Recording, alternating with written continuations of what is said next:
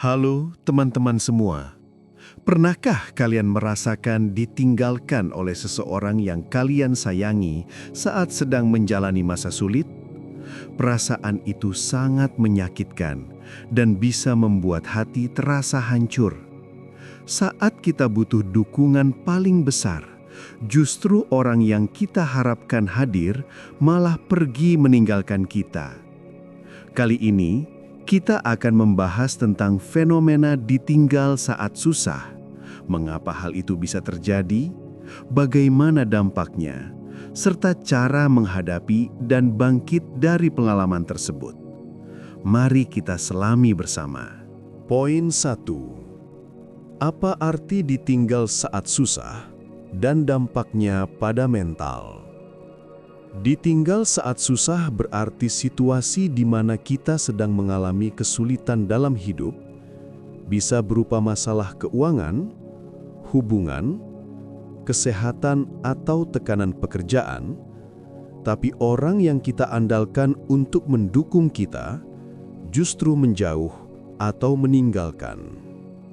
Dampak dari ditinggal saat susah bukan hanya soal kekecewaan biasa, tapi bisa sangat dalam dan kompleks secara emosional, seperti rasa patah hati dan luka psikologis.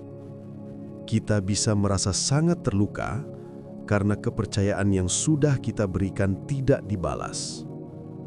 Kehilangan rasa aman dan nyaman. Saat menghadapi masalah, kita butuh rasa aman dari orang terdekat. Saat itu hilang, dunia bisa terasa sepi dan menakutkan. Kerapuhan dalam percaya diri.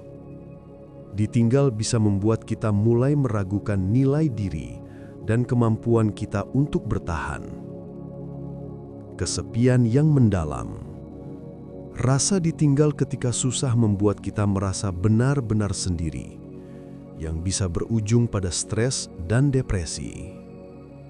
Kondisi ini sangat berat, apalagi jika dilakukan oleh orang-orang yang selama ini kita anggap paling dekat, seperti pasangan hidup, keluarga, atau sahabat terdekat.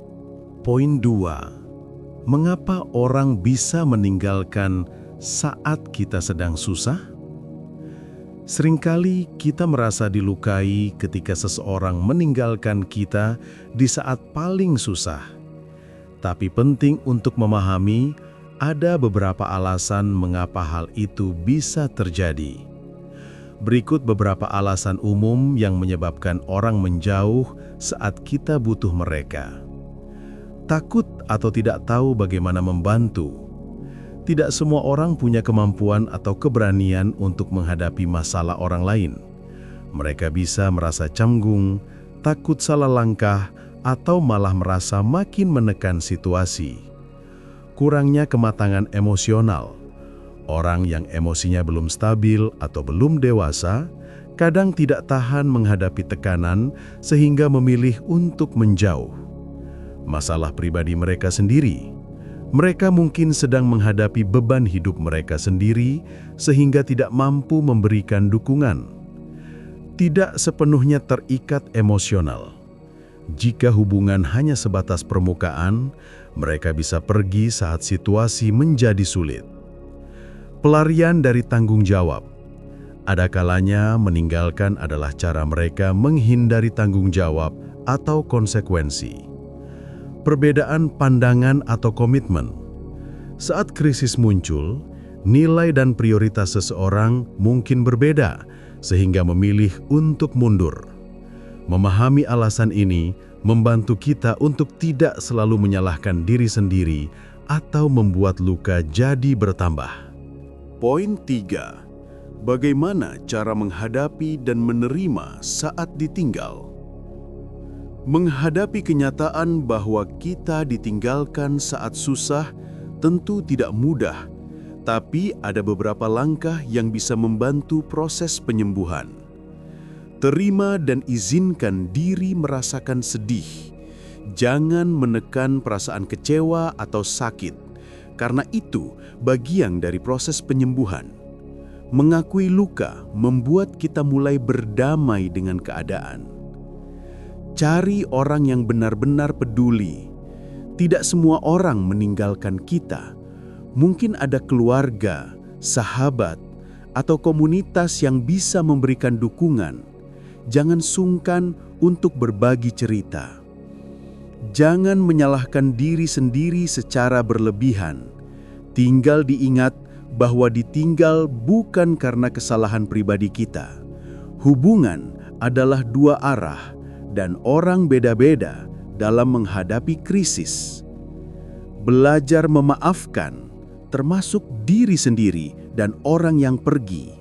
Memaafkan bukan berarti melupakan, tapi supaya kita bisa melepaskan beban negatif yang membuat kita sulit melangkah maju. Fokus pada pengembangan diri dan kesehatan mental. Gunakan waktu ini untuk refleksi diri, melakukan hal-hal yang membahagiakan dan membangun kekuatan mental. Cari bantuan profesional bila perlu. Jika rasa sakit terlalu berat, psikolog atau konselor bisa memberikan teknik yang membantu mengatasi trauma. Tetapkan tujuan hidup yang baru. Setelah masa sulit, seringkali kita perlu membuat target baru supaya hidup berjalan dengan lebih terarah. Poin 4. Kekuatan dan pelajaran berharga dari pengalaman ditinggal saat susah. Sebagai manusia, kita punya kemampuan luar biasa untuk bangkit dan belajar dari pengalaman pahit. Ditinggal saat susah, walau menyakitkan, bisa menjadi momentum untuk menjadi pribadi yang lebih kuat dan mandiri. Kita belajar mengandalkan diri sendiri dan percaya pada kemampuan bertahan. Meningkatkan empati dan pengertian.